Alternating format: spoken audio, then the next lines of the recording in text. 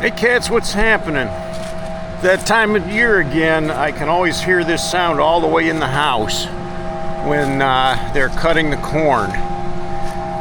And he's got a pretty good load in there right now. And it looks like they're just filling up the wagon.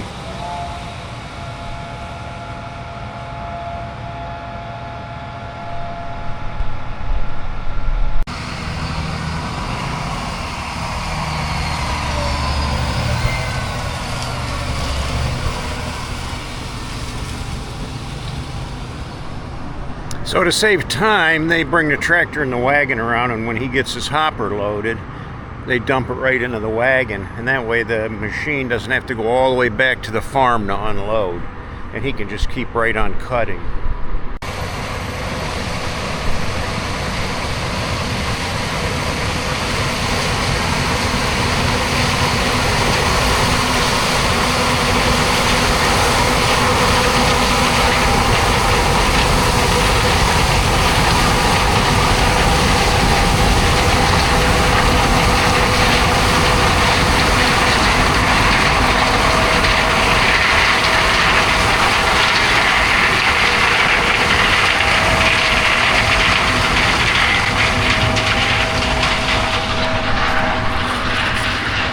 Makes a lot of racket. Well, happy Halloween. Right around the corner, isn't it? Man, time flies. I'm just thinking, I've been here, I built this house 33 years ago. Been here that long. And all the years that I've lived here, never once has a trick-or-treater come up my driveway to knock on my door and say, trick or treat. Not once. I did get a chance, though, to experience a little trick-or-treating this year.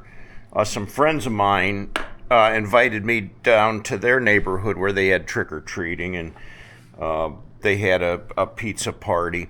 But they had kids, and so they took off walking around the neighborhood to trick or treat with their children, and I stayed in the garage and was able to hand out candy to the trick or treater kids coming up. So that was kind of a treat, seeing all the kids coming up with all their different array of costumes and everything. Took me back to when I was a kid. You know, when I grew up in rural Hinckley, Ohio. Back then, where I lived was very rural. There was no developments or anything where you could go and just go door to door. No, my mom had to take us trick-or-treating in the car. And me and my brothers would pile in the car, and my mom would drive up the street there and stop at the first house, and we'd have to get out of the car, walk up, knock on the door, trick or treat, then get our candy, and then run back to the car. She'd drive to the next house, same thing. And back then, you know, you didn't get these little tiny nugget things, you know, that are barely a bite. You got a great big honking candy bar. And, you know, back in those days, they would give you things like apples and stuff. That was before people started doing nefarious things, you know, putting poisonous things or, you know, razor blades in apples or things like that. Those were the stories that I heard. I don't know how many incidents there actually were like that. But that changed everything about trick-or-treating. So, you know, parents were much more cautious about what their kids could accept and what they didn't accept, and they'd have to go through their bags of candy to check to make sure everything was okay. I think the worst thing I ever got in trick-or-treating was a Reese's cup, and when I opened it up, there was actually like worms in it. Like it somehow, I don't know, it was in the package, but when I opened the package, there was like, I wouldn't call them maggots, but there was some kind of worms in the peanut butter in the middle, and they were in that you couldn't eat them. So those had to be thrown out. But, back in the day, it wasn't anything like it is today.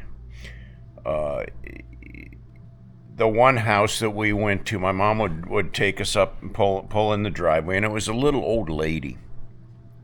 And she never had any candy or anything, because I don't know that many trick-or-treaters went to her house. But she would have to invite us in. And so, we're all wearing our costumes. We had, back then we were just little adolescent kids. We had those plastic masks and the silky like outfit that you'd put on, like Boney the Skeleton or the clown. I mean, it wasn't like today where you have all of these superheroes and Frozen characters and all that other, Minecraft and everything else. It was just pretty simple back then. So, unless you came up with something unique to dress up like, the costume outfits were, not very, there wasn't a wide variety to choose from. And you wear those plastic masks and they'd get all steamed up on the inside.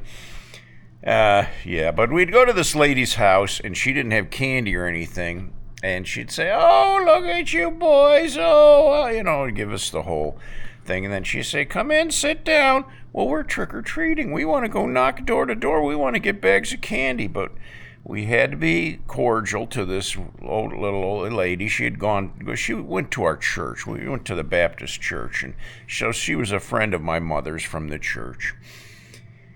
She would make a batch of popcorn and then make the corn syrup, sugar mixture, and make these big popcorn balls.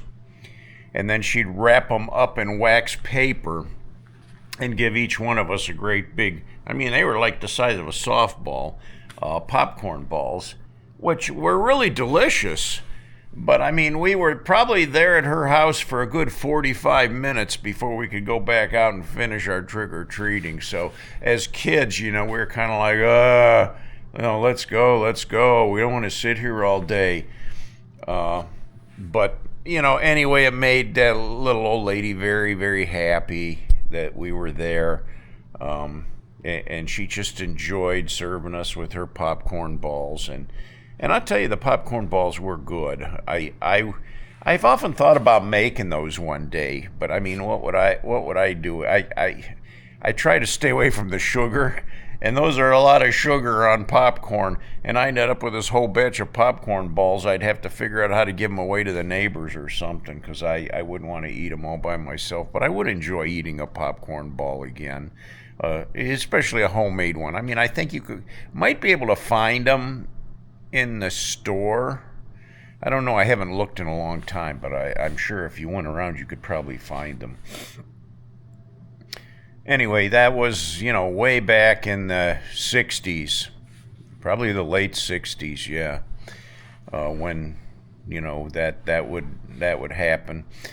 The other thing I remember about Halloween, though, was we always had a Halloween party in the basement of the Baptist church, and it was a costume party. Everybody had to dress up in costumes, and there was one old guy from our church that came, and he always dressed up like a hobo, and I don't remember exactly if he had a mask. I think he did have some kind of a mask, but nobody could recognize him, and nobody knew who he was, and he stayed in character through almost the whole, Halloween party, until, about the end, where he'd take his mask off and everybody, "Oh, okay, now we know who you are."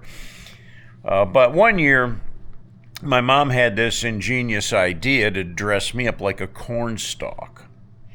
Yeah, so, when we had a garden and we grew sweet corn, so the corn stalks were all dead this time of year. If you drive around here, you'll see the cornfields are all brown now.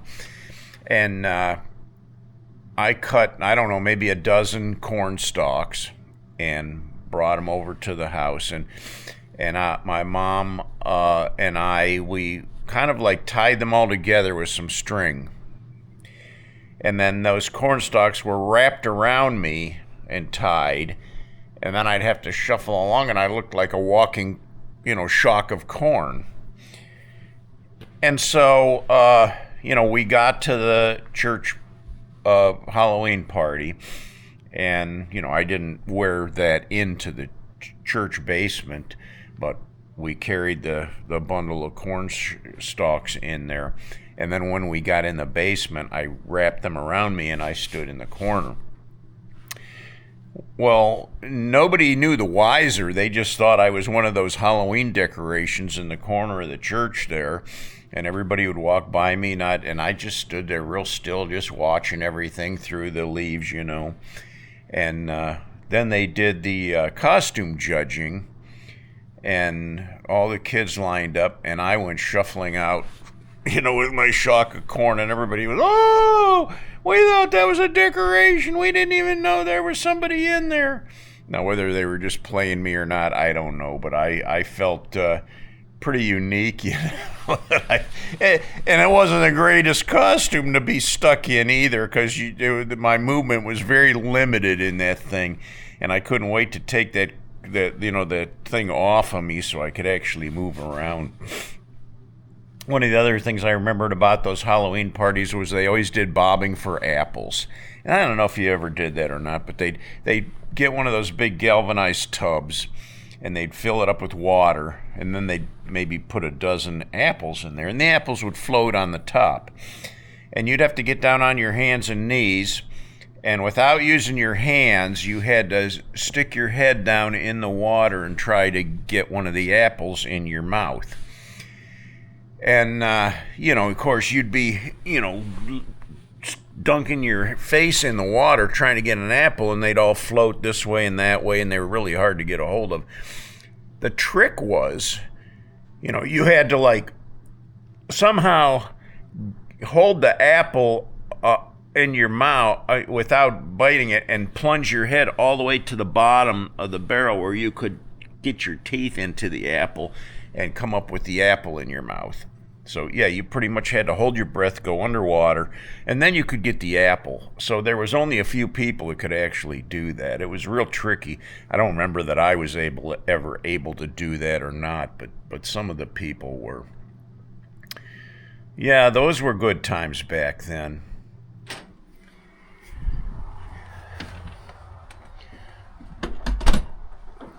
Yeah, autumn is here.